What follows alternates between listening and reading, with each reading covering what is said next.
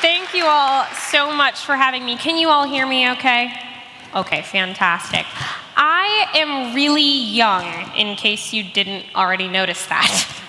I am fresh out of college, and so that means that I get asked the question a lot. What are you doing for a living? Right? It happens every 2 seconds. If you're like in your last year of school, anywhere, you get the same exact question all the time. I'm like getting my hair done, and the lady in the salon says to me, what do you do for a living? And I spent months hating that question because I work for a national pro-life organization. Okay, I talk about abortion all day, every day. So how do I answer the question, what do you do for a living, in a way that's gonna start our conversation off on the right foot if she's pro-choice? Because in all likelihood, she is pro-choice. And so I want to talk about abortion. That's what I do, but I want our conversation to go well. And so this is what I finally settled on. If someone says to me, Emily, what do you do for a living? I say, well, I help pro-life people to be less weird. And every single time they do exactly what you just did. They kind of turn their head sideways a little bit and they look at me with this squinty eye face and they're like, what does that mean? And I say, well, I help pro-life people to make more good arguments and fewer bad ones. And I help us to connect relationally with people who are different from us so that we can actually engage with their ideas. It's a really strange job, I recognize that. But I think it is so needed in our society today because in case you haven't noticed, our society is horrendously bad at actually engaging with people who think differently from us. Like, it has quite frankly been depressing to me to just watch how polarized our society has become. Like, abortion has always been a difficult topic to talk about. It's emotionally complicated. I think it's ethically and philosophically complicated, which we'll talk a lot about tonight. But these days, it seems like we can't have a conversation about anything. Like, I'm really aware that there's no good examples, quite honestly, in the media of adults who can disagree with each other respectfully and productively. They usually just end up screaming at each other, either literally or in all caps on the internet, and they are attacking each other's character rather than the actual ideas that are coming out of their mouths. I think it's a major problem on every side of politics these days, and I want to see that conversation get better. But if I'm being totally honest with you, I get particularly peeved when I see people on my side who are engaging in that kind of negative behavior. Because I think it is hurting our movement. I think it is hurting us when there are pro-life people or conservative people or Christians or whatever who are engaging in that kind of negative hatred towards people on the other side. And here's the problem. It happens a lot. I see it all the time. I come to conferences like this, and when a whole lot of people who think similarly all get in a room together, sometimes bad things can happen. Sometimes we start to talk about the other side as if they're not there. And we can talk honestly, and we talk about how we think they're idiots. And we talk honestly about the kinds of frustrations we see when we're on TikTok, or we're listening to podcasts, or whatever. Like, we all love to live in confirmation bias. We love to only listen to the people or watch the things that we know we're gonna agree with. As a matter of fact, we love to watch things that dunk on the other side. We love to watch things that make us think the other side is dumb, bad, or our enemy. And there's a lot of people and things that we like to take in who do that. And I think it is really bad for you. Like, I will go as far as to say that I actually think it is hurting your soul. You should not be listening to people who make you think the other side is dumb, bad, or the enemy. Because it is a lot more complicated than that, folks. Like, if I'm talking to a pro-choice person, okay, I'm very pro-life. I work for a national pro-life organization. If I am talking to a pro-choice person, I don't think that she's dumb. I really don't. I think that she has a lot of reasons that brought her to this particular position. Maybe some things that have happened in her life, maybe a worldview thing. There's always a lot of compassion for women involved. She has a lot of good reasons for why she came there. I think my reasons are better. And I'd like the chance to be able to tell her why. But if I treat her like she's dumb, you can bet I'm never going to get the chance to do that. And I certainly don't think that she's my enemy. And even if I did, that would do us literally zero good in solving absolutely any of the controversial issues in our society today. And the same is true in reverse. If you're pro-choice and you treat me like you think I'm dumb or bad or the enemy, you're not going to be able to make me change my mind either. What we need is less hate and more dialogue in our society. And I'm trying to encourage that in the pro-life movement. I think we need more dialogue among friends and less debate among strangers on the internet. I'm trying to help the pro-life movement to be like what I think Jesus would be. If he was here today, talking about today's controversial issues, I think he would be what Colossians 4:5-6 says. It says, conduct yourself with wisdom towards outsiders, making the most of the opportunity. Let your speech always be with grace, as though seasoned with salt, so that you will know how you should respond to each person. That's how I think Jesus would be. If he was here today, he would conduct himself with wisdom towards outsiders, making the most of the opportunity. He would not just avoid talking about abortion because it's too controversial. No, he wouldn't do that. I see way too many Christians doing that today. But he would speak about it with wisdom and with grace. And here's my favorite part.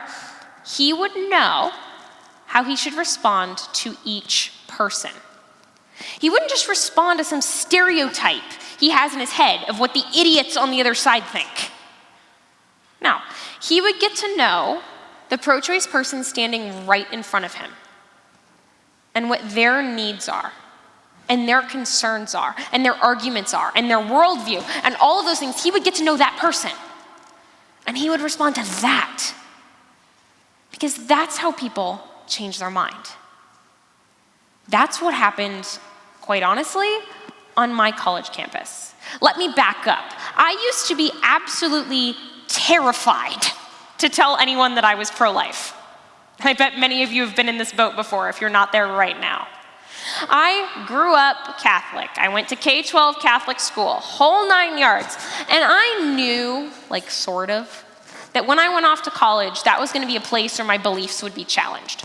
But I had really no concept of what I was actually getting myself into. I went off to St. Olaf College in Northfield, Minnesota, of all places, if you know where Minnesota is.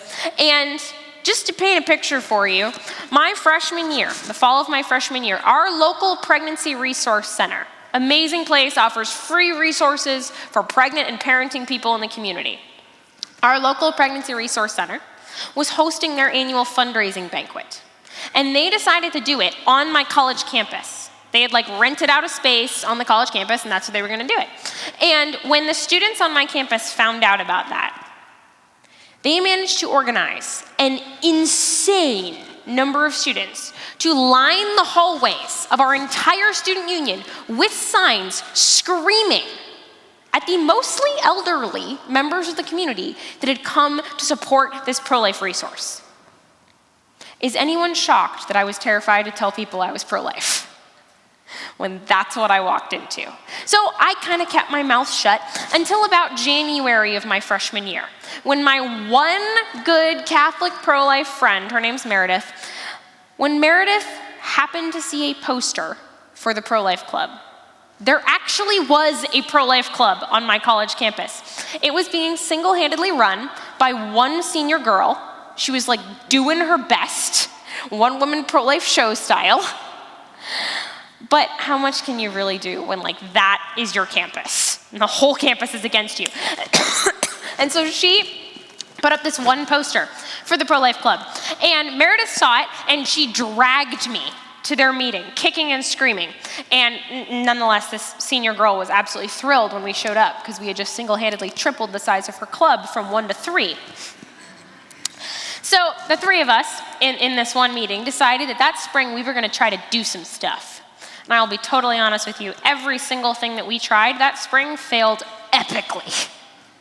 was a complete disaster. I remember that one specific week that spring, we put up a hallway display. We reserved this hallway in the student union, and we were gonna put up this giant pro-life display that we made ourselves. We were super proud of it. And we put it up, and it was vandalized 13 times in 1 week. And when I say vandalized, I mean destroyed. Whole thing is destroyed, ripped down. We have to reprint the entire display and put it back up 13 times. I don't even want to know how much money we spent that week on that display. Out of our own pockets, mind you, because we had no money. I would submit a bias report to administration every single time our display got vandalized, saying like, hello, students are vandalizing our stuff and they're kind of not supposed to do that. And my reports would basically go into a black hole. Like, I don't know if anyone ever read them. I'm sure they're in a file cabinet somewhere. It was completely aggravating. So end of my freshman year comes along, and suddenly that senior girl graduates, right? And so I found myself as the new president of the Pro-Life Club, basically by default. And so that summer, my very tiny club and I realized that something had to change. Like, clearly this was not working. And our campus desperately needed to hear the pro-life message, but what we were doing wasn't reaching them. And suddenly one day in the middle of July, I got the email that just like literally dropped out of the sky. I have no other way of explaining it, because it was the email that introduced me to Equal Rights Institute, which is the organization I now work for, okay? So I got this email saying, hey, there's a national pro-life organization that is dedicated to helping pro-life people actually reach pro-choice people. And I was like, wow, do I need that? And so I took my very tiny club through their online training materials, through their training and how to actually talk to pro-choice people. And early that fall of my second year of college, we decided to take that material and go out and actually start having conversations with pro-choice students. We would literally set up a table in like the cafeteria area of our school, and it would say, should abortion remain legal on it? And trust me, students wanted to voice their opinion in that question.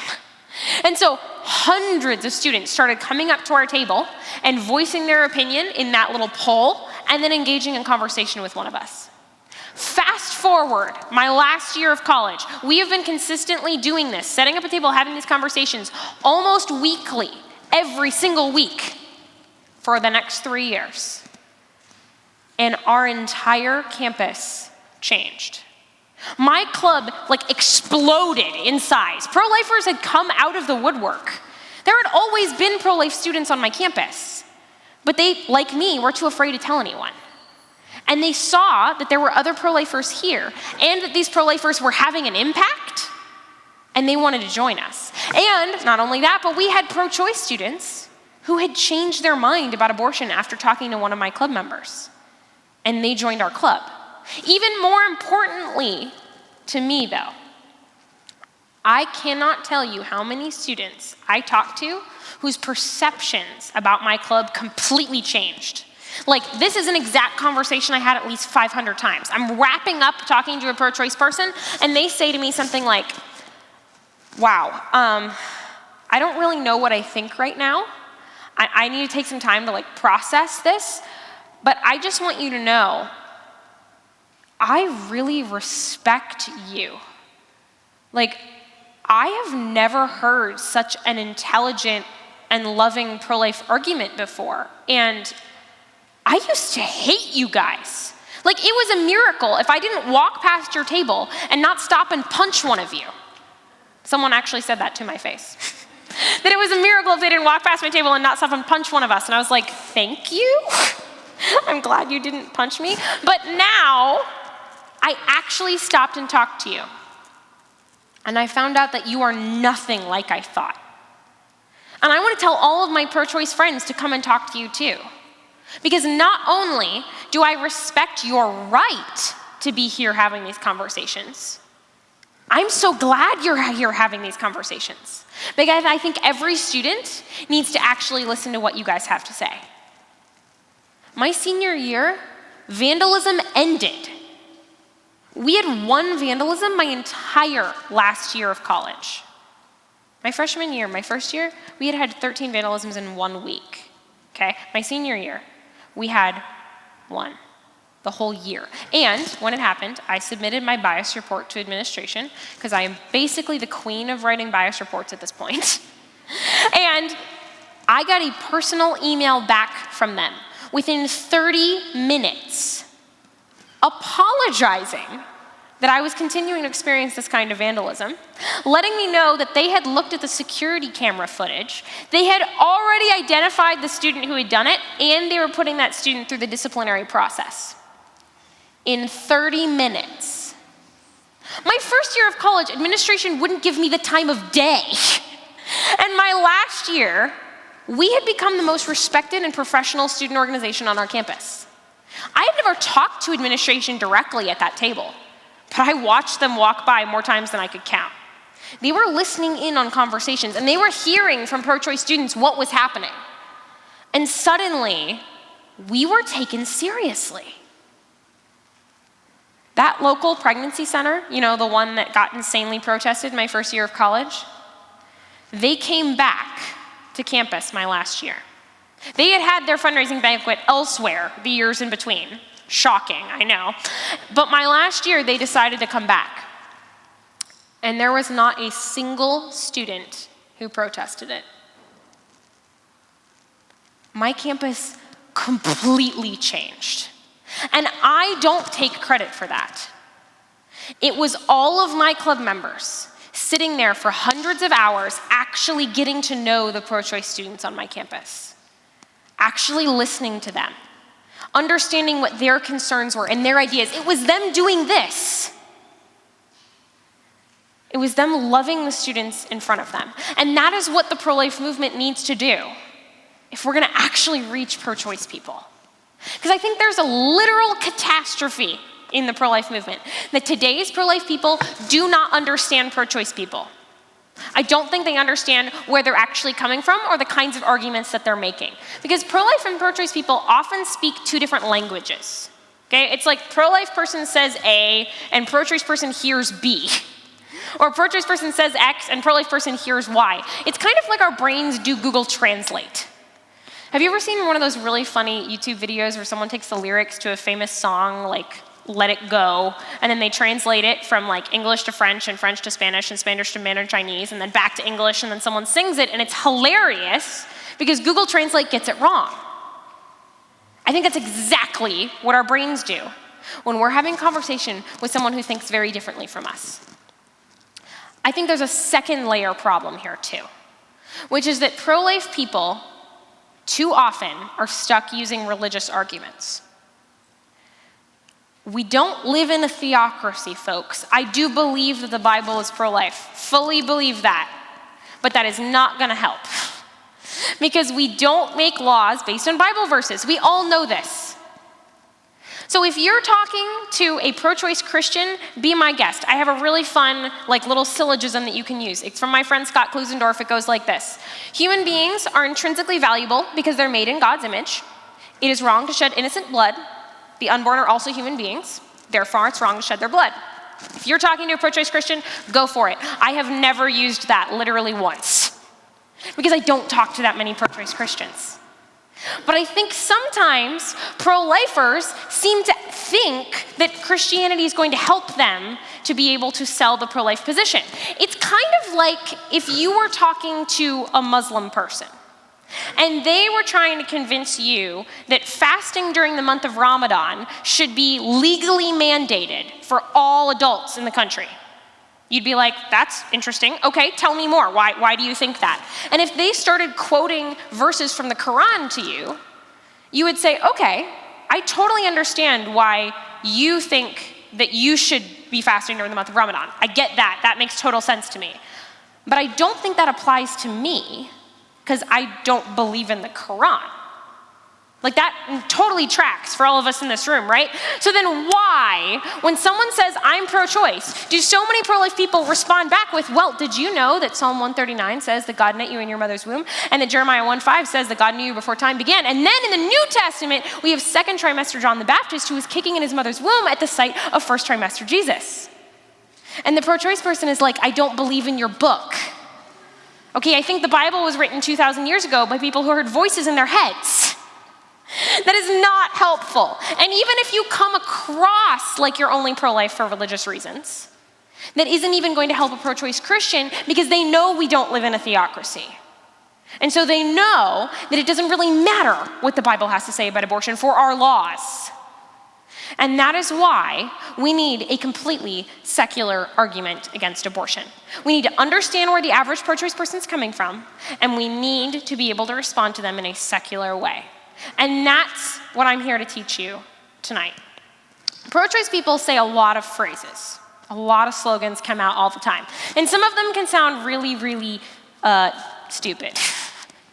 Like people will say, no one knows when life begins. Or an embryo isn't alive. Now, usually, pro-life people have this inclination to just launch in to a biology monologue.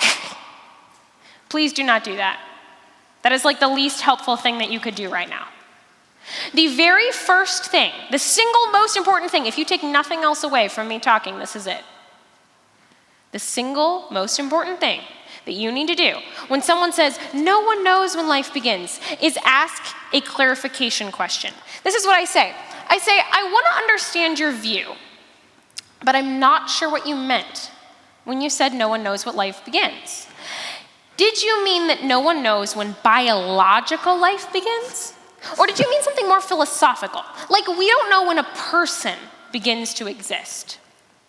I've asked that exact clarification question in literally thousands of conversations with pro-choice people on college campuses. Do you want to know what percentage of people said the former? That they were talking about biology. Like less than 5%. Most pro-choice people today are very clear about the biology of the unborn. They got that already. They are making a much more advanced claim.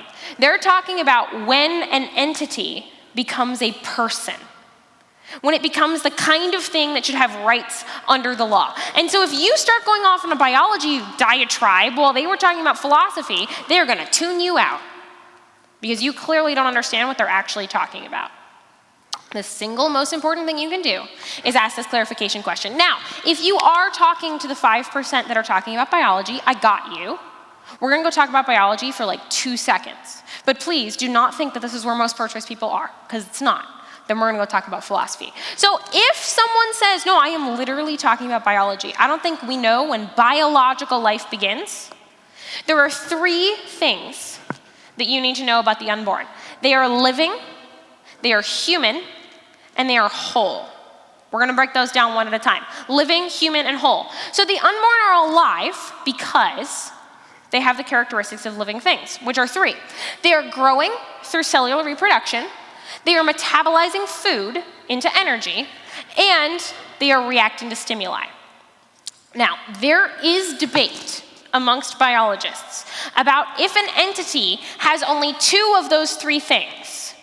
There is genuine debate about whether or not it is biologically alive.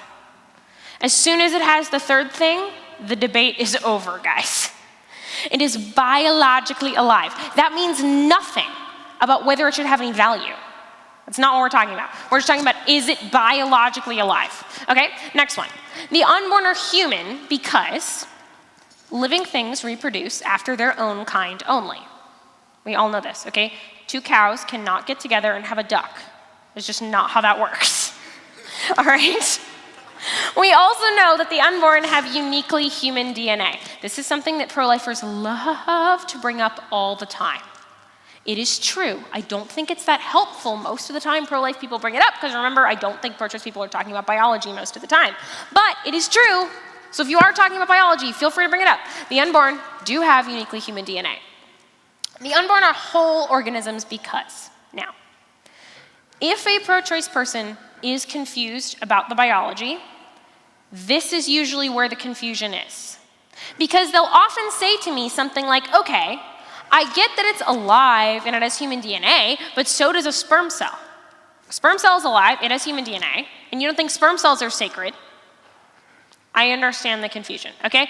That is because the unborn are not merely part of a body like a skin cell or a sperm cell is. In other words, this is a confusion between parts and wholes. A sperm cell is a part of a body. It is a part of an organism. Like, if you are a man in this room, your sperm cell is a part of the organism that is you. My skin cell is part of an organism that is me. Okay? The unborn is its own organism. I did not make up science terms. I don't know why they decided to classify it that way, but that is the way science classifies itself. Okay? So the unborn are their own organisms. Nothing about value, just it's an organism, folks.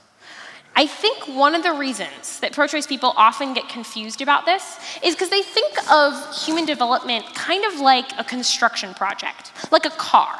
Imagine that you work at a car factory, and you and a bunch of your friends go out after work for a beer, and you have a super philosophical conversation about when the thing that you are building is actually a car. And I know a lot of people that would have this conversation for several hours because they have way too much time on their hands. So we can imagine there's multiple sides to this debate, right? So there's one person that says, well, it's when the engine goes in the car. Like the engine is the heart and soul of the car. So when the engine goes in, then it's a car. And there's another person who says, no, it's when the wheels go on the car. Because without wheels, it can't move anywhere, and that's like what a car is designed to do. So when the wheels go on, then it's a car. And there's another person that says, oh no, it's at the very end when you can turn the key in the ignition, you can drive it off the assembly line, then it's a car. I guarantee you right now that there is no one in this debate who is claiming we have a car when the very first two pieces of steel are welded together. That is ridiculous. And that is how I think pro-choice people often see pro-life people.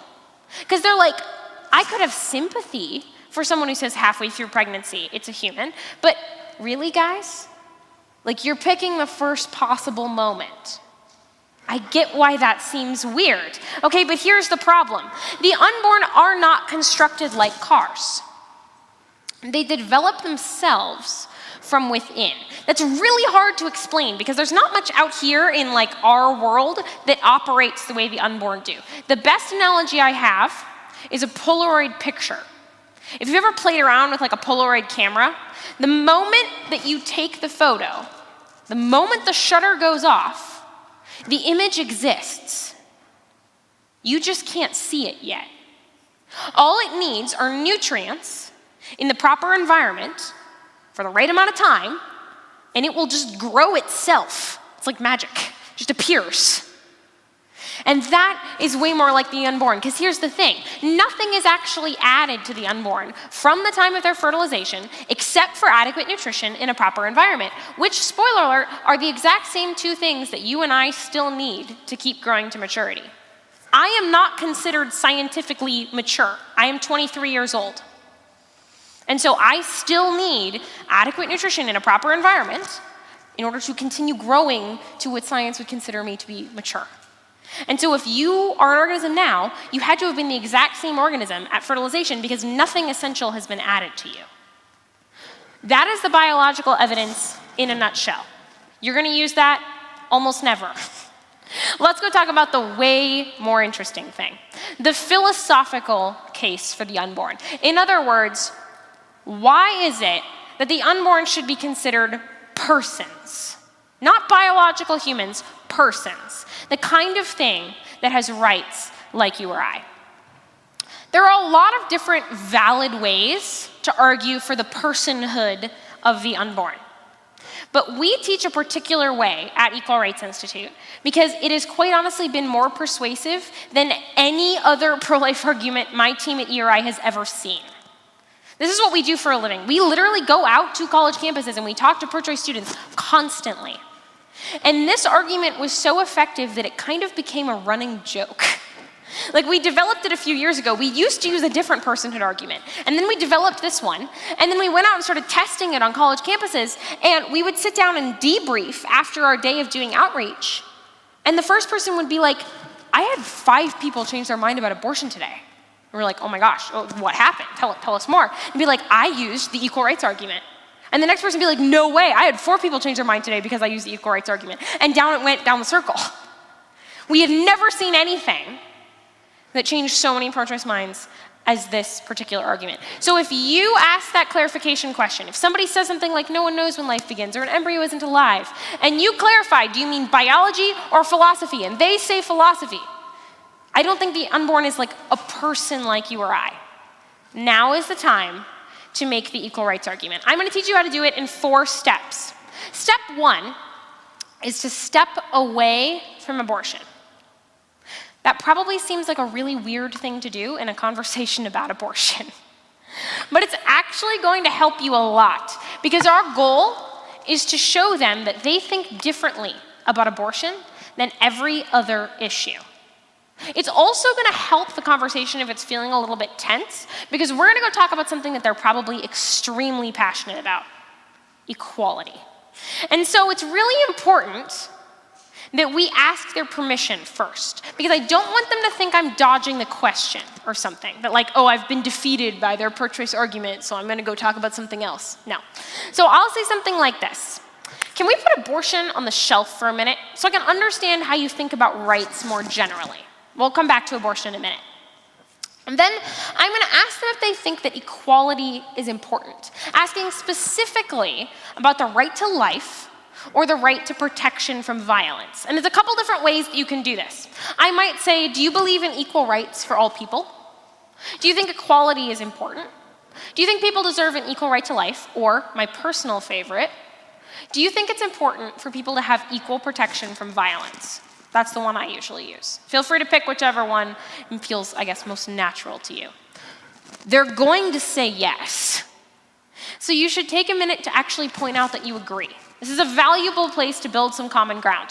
I will happily take a minute and talk about how I think there's a lot of cases in history where we have not adequately protected people from violence because of some arbitrary trait that they had. Like, we deemed that females weren't people that should be protected, or people that are of different races weren't people who should be protected. This is not a debate. There is no timer. So we are not in a race for me to get out my pro-life argument as fast as possible. My goal is for this to be a conversation. We're 2 friends standing side by side trying to find truth together. And so that means that I'm not afraid to take a minute to point out my common ground and talk about how we can agree that it's really important to protect people from violence. Then, step 2. I'm going to sort who is in and who is out. In other words, I'm going to set up this idea of an equal right to life club. This is an idea like we're taking equal rights as a concept and trying to make it tangible so we can imagine it. So we're going to have this equal right to life circle or club or community or whatever. The idea is that every entity inside of this club has an equal right to life or an equal right to be protected from violence. And all of the entities outside of this club do not. Now, here's the key. This is an equal right to life club. That does not mean that the entities outside of this club have no rights. It just means that they don't have the same rights as the thing inside of the club. Everything inside is equal.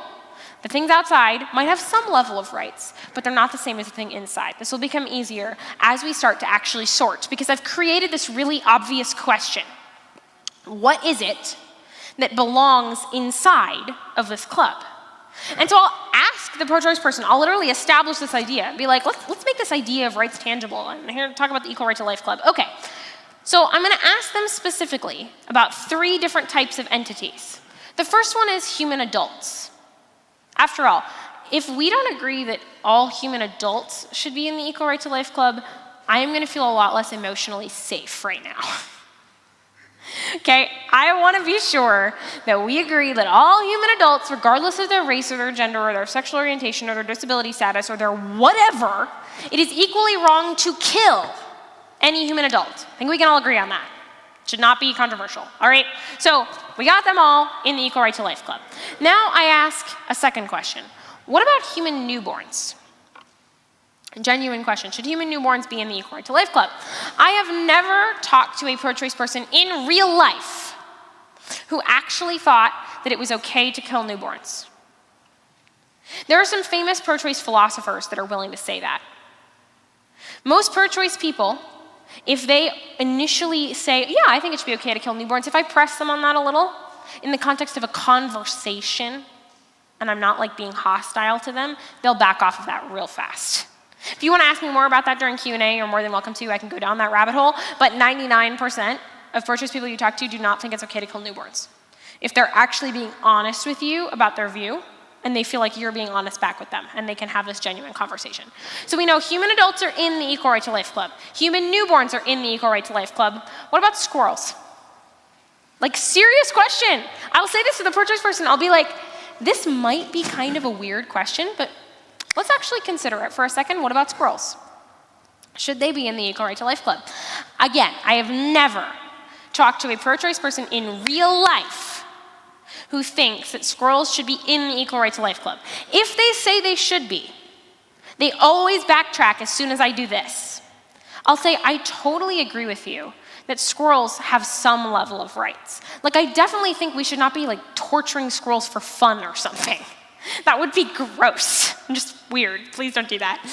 I think, in my view, squirrels belong in maybe this other club.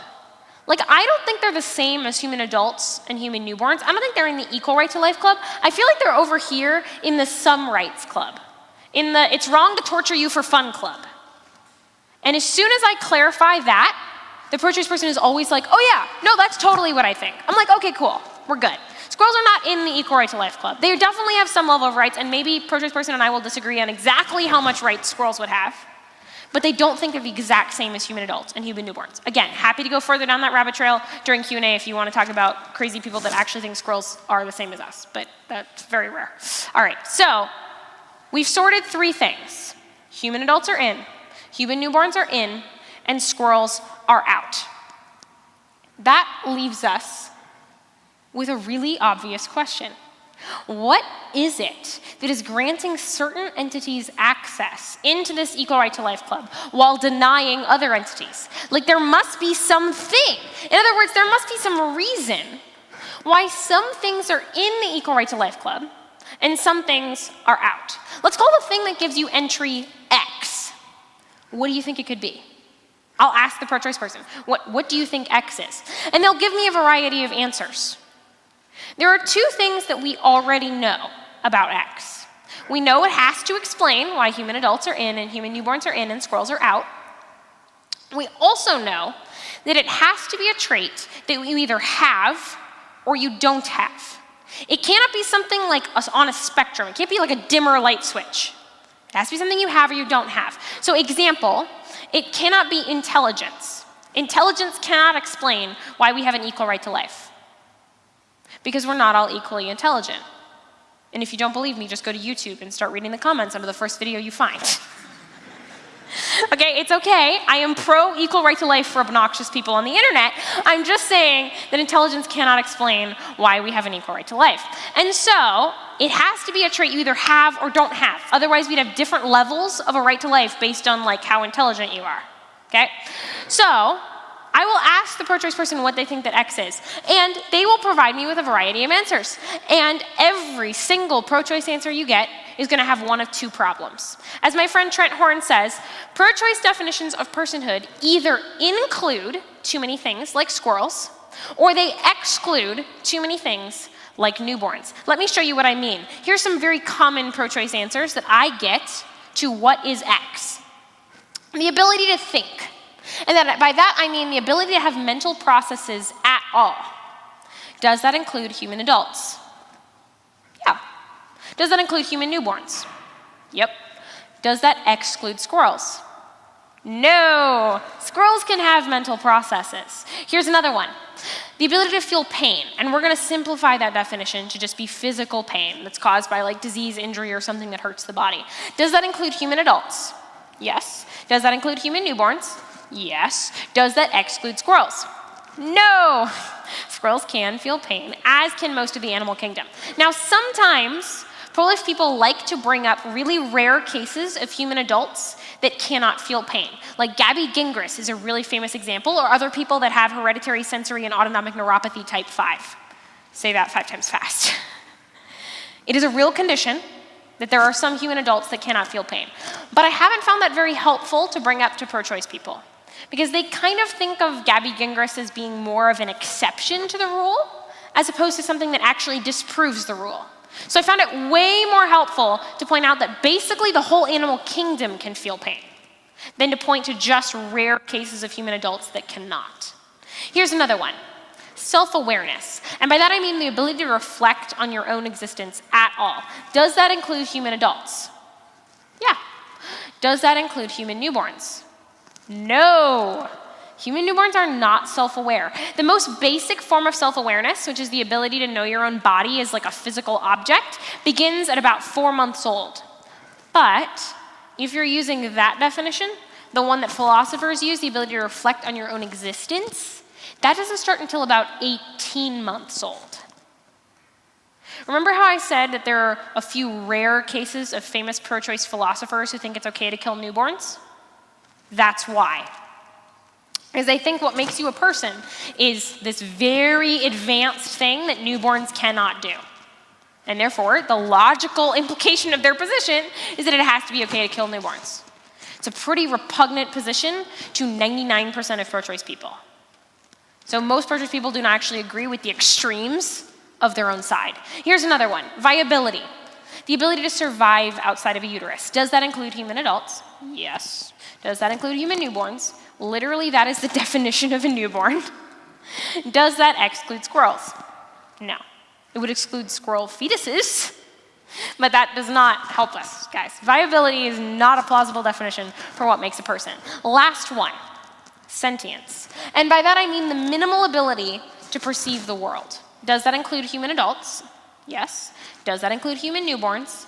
Yes. Oftentimes people will jump to this after they did self-awareness. They realize that self-awareness doesn't include newborns, so they back it up to like a way more basic ability, like let's just say you perceive the world. You don't have to know yourself, but you can just like vaguely perceive the world. So they'll back up to this because newborns can do this, but squirrels are very sentient. Okay, squirrels collect their nuts for the winter, usually all over a 7-acre area, which is berserk, okay? They are very aware of the world. It is craziness. Sentience cannot explain why you're a person. So if the pro-choice person hasn't already asked you, at this point, we move on to our last step, which is to share your solution.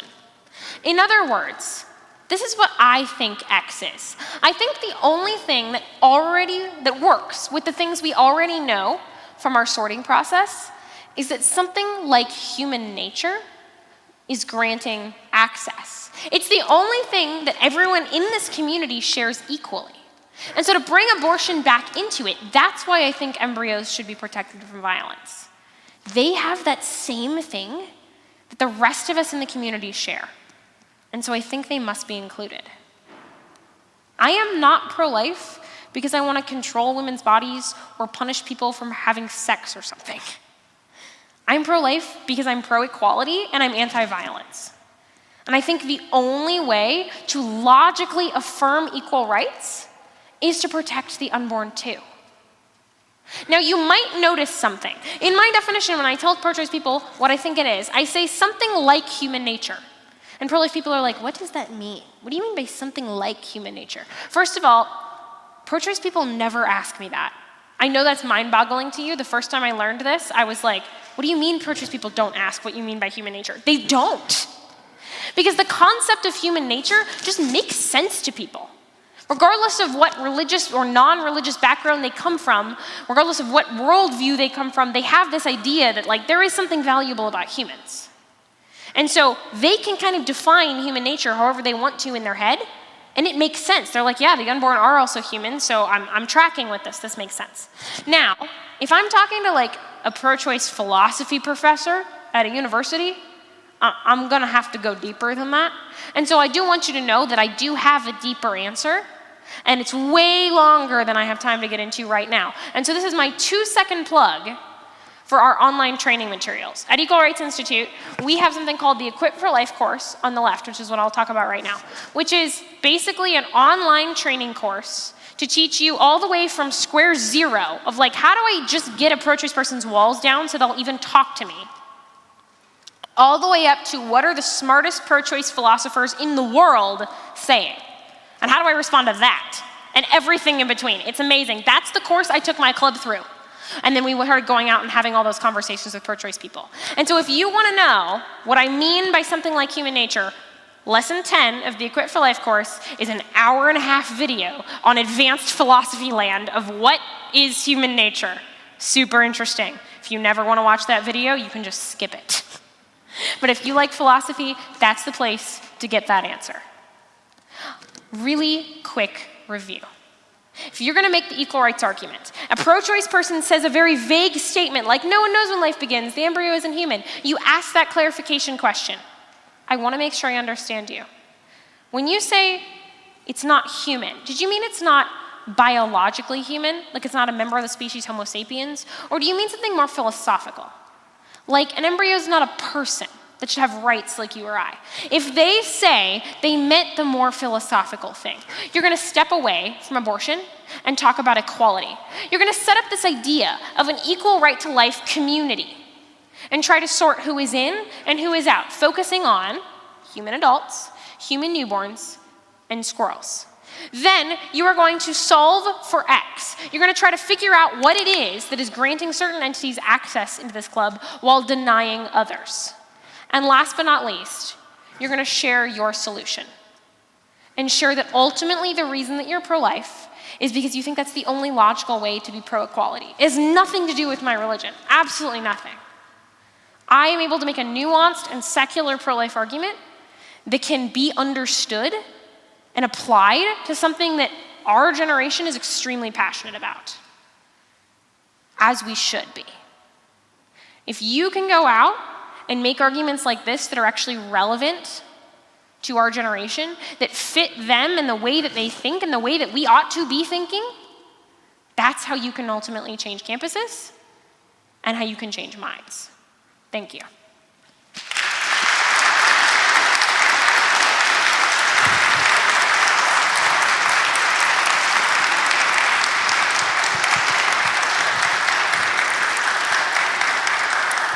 Thank you so much, Emily. That was amazing. That's very insightful. So we now have 10 minutes for another Q&A with Emily. So once again, you guys can just come up the sides here if you have a question, and hopefully we can get to all of them.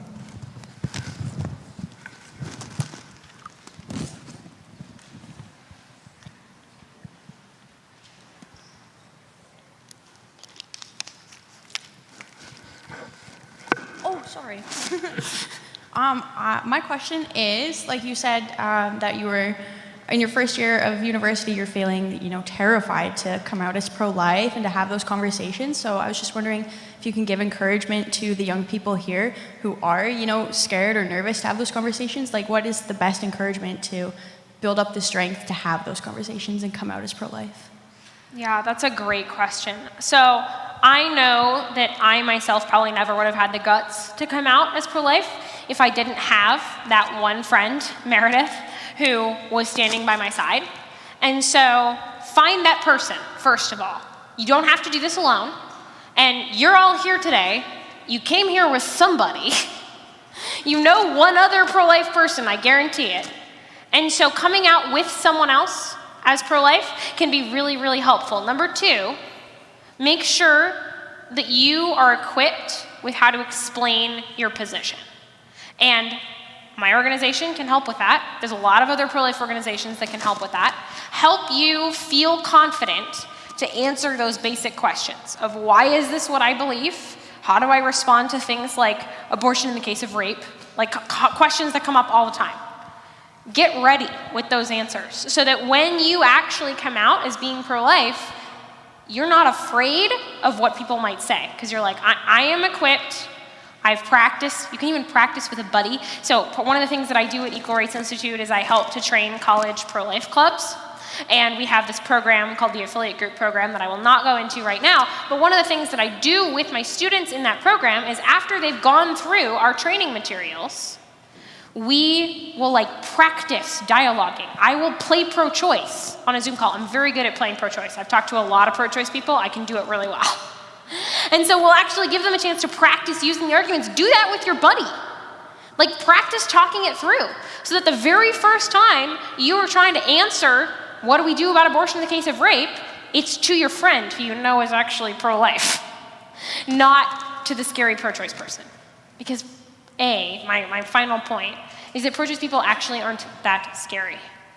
I have never ever done an outreach with a college pro-life group. I go around to their campuses all the time. I train college students, and then I'll go out and I'll have them set up that same table that I did on my own college campus. And I will sit there with them, and we'll have conversations with the students on their campus. I have never done that. And we haven't gotten to the end of the day, and the students will say to me, oh my gosh, pro-choice people aren't as scary as I thought. You can do it. If you are just nice, what a concept.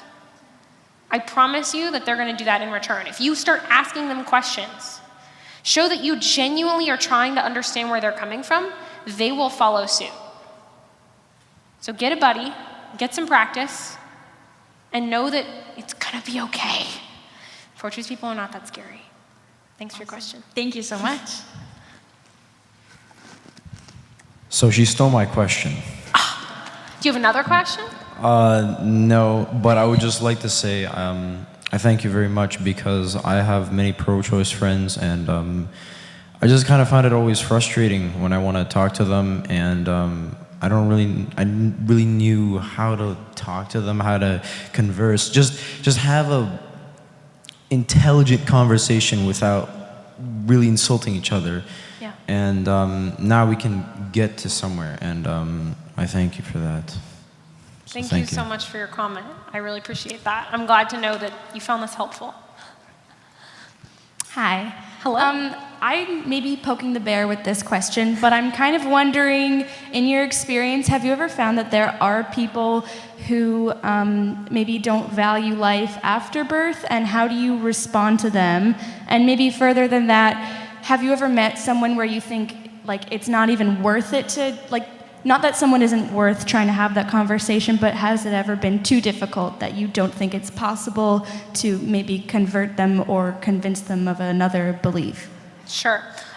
So first question, yes, I do talk to sometimes people that don't seem to really value life after birth, and that's a whole different conversation. Which basically, to start with the very basics there, the first thing I try to do is nail down where their line is. Because I've never talked to a pro-choice person who is you should just be allowed to kill me right now. No problem. They're not going to say that, obviously. So what is it?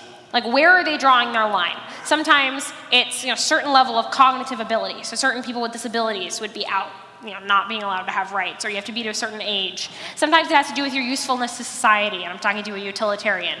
So my very first step is to figure out where are they drawing their line, and then depending on where that line is, I'm going to have to attack it differently. So that's a super broad question, and so that just really involves getting to know what are kind of the different kinds of worldviews that might result in that. So I would suggest, go look up utilitarianism, relativism, disability ethics. Those are probably the three biggest ones I see that result in someone not really valuing life after birth. To go to your second question, I have had precisely 2 conversations, and the thousands that I have, these are 2 very memorable ones, where I just had to end the conversation with them. And that's not because I think they're unreachable. I think it's because they were unreachable in that moment.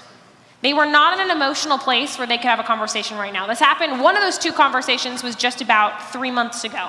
I was on a college campus, and this couple actually came up to me, and they were just screaming at me. I could see them coming from a mile away, and I can take that for a little while. Oftentimes people will come up really upset, and that's okay. I get it. You think that I'm trying to take away your rights? If I thought someone was trying to take away my rights, I'd be pretty upset too. So it's okay. I will just let them talk. And usually what happens is after about 5 minutes of them just word vomiting at me, they realize that I'm listening. And they're like, hold up. She hasn't tried yelling over me. she's just like sitting here with really relaxed body language, taking it in. And then they kind of pause for a second because they're confused. And then I jump in and I ask a clarification question, which is really not what they're expecting me to do, because they think I'm going to launch into my pro-life monologue now that they took a breath. And so suddenly they start calming down. I've seen that pattern happen hundreds and hundreds of times. Do not give up on someone because they came up to you really mad. But in this particular case with this couple, I tried that and it didn't work. They just kept screaming. And I gave them another 5 minutes and we kept going. I was like, these people are really worked up. Okay. And we went for probably about 15 minutes and I could not get a word in edgewise. I wasn't even trying to make an argument, just trying to like get them to calm down and show them that I was listening. And at the end of about 15 minutes, I was like, this is not a good use of my time in my head. I'm like, they're not in a place right now where we can actually talk. And so I ended the conversation. And when I do that, I say something like this. And this is what I did in that case. I said, look, I'm just here because I'm trying to have more productive political dialogues with people, because I think people really suck at talking about issues like this. And I would love to be able to talk to you and really understand where you're coming from, but it doesn't really seem like that's what you're looking for right now. It feels like you just want to yell at me, and that's not really productive. And so if you want to come back later, I'm going to be here all day, and you're in a better place, and maybe we can actually talk. Like, please come back. I'd love to talk with you. But right now, I think I'm going to go talk to some other people. Hope you have a nice day. They did not shake my hand. But I offered. And they stormed off. I've had that happen precisely twice. That one, and there was one a couple years ago. It does happen, but it's very rare. Mm-hmm. So essentially, if someone is like mostly morally good and not totally insane, then they're probably capable of having that conversation with you. I believe that. And I believe that couple is capable, just they weren't in that moment. And there may be another time, I hope, with a future pro-life person where they're a little more in a better place and they can have that conversation. Yeah. So I have a question, well, two clarifications in one question. By, how you said it's not moral to kill adults, right? Yeah. By killing, you mean murdering, because in war, people do kill each other. Yes. So that's a really good question. I don't usually just say that in my conversations with pro-choice people. For whatever reason, they don't ask that question very often. But I will clarify that if they do ask, that I think we're talking about killing that is not in self-defense. Like, we all agree that killing in self-defense is okay. And just war, like a concept of being in war, we can have a debate all day long about whether we've actually ever had a just war. Like, we can argue about that. Different people have different ideas. That's fine. We all agree in the concept of one. Like, there could hypothetically be a case in war where it's okay to kill people. So, yes, we're talking about killing innocent human adults. Like, it's not okay for me to just, like, kill you right now. Obviously not. So, hope that clarifies. Another clarification, you know how you're saying in debates that people, they just usually call each other names and, Yeah. don't use logic. I think that's also mainly because in debates, debates aren't arguments, so you can't change people's minds anyway. And the whole point of debates is to make the other person look dumb and make yourself look educated. Yes. Exactly. So that is another reason that the dialogues I'm having are not debates. Because a dialogue is where we are two people standing side by side trying to find truth together. And a debate is where you're trying to make the other person look dumb. And you're trying to win over an audience. And if that is your attitude going into a conversation, please don't have that conversation. Because you're not going to do any good by it. That was a very good point. Thank you for bringing that up. One last thing. So, Can you argue with people who don't seem to want to listen to reason? And if so, is there a way that you could do that? Good question. I think most people are willing to listen to reason if they're in a comfortable, safe place in the conversation. In other words, people are not open to changing their mind when they're feeling like emotionally unsafe. I'm not talking about like crazy kinds of emotional safety that some people our age try to justify. But if they're feeling threatened by you, they're feeling intimidated by you, they're not going to be willing to listen to reason. If they feel like you guys are friends You've built some rapport with them. You've asked clarification questions. You've shut up long enough for them to talk so that you actually show in your body language, I'm really trying to understand you. I'm taking a lot of time to clarify that I understand you. Then their wall starts to come down and they start to feel emotionally safe and they're more open to hearing what you have to say. I don't think I've ever talked to a pro-choice person in real life. I've talked to them on social media, for sure. But people don't feel emotionally safe on social media. People on social media aren't willing to listen to reason because they're trying to protect their image.